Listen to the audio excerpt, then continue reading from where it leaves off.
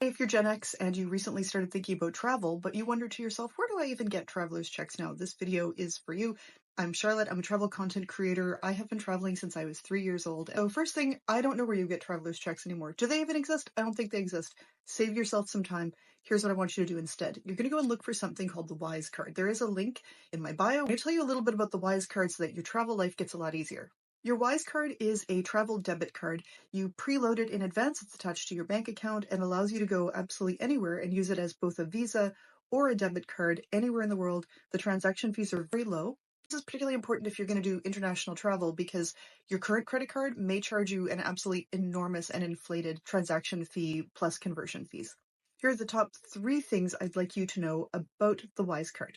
Number 1, you can set up multiple accounts with multiple currencies.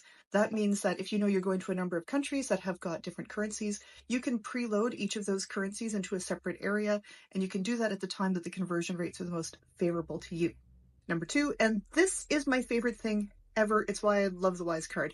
You can create virtual cards, which means if you need to do some booking online and you're not sure how that's going to work, then you just set up a virtual card and that card is attached only for the duration of the time that you need that card. You use it like any other card. You can even load it into your Apple Pay. So if you want to have a card for Mexico and a separate card for Europe, you could. It doesn't change the way that the expenses work, but it does allow you to have a card that at the end of the trip you can delete. So if there's any dirty machines that you tapped or anything like that, you're safe and you're good to go.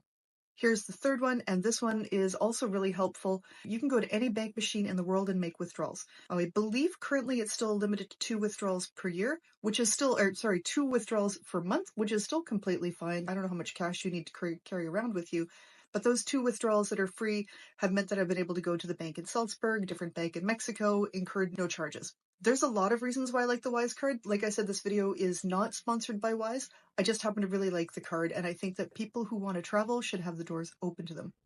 I guess there's a part 4 as well. So here's a 4th tip.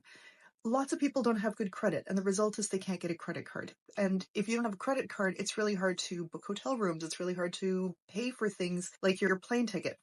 If you have a Wise Card, it allows you to budget really well, and it doesn't matter if you have good credit or bad credit because you're loading your cash onto it.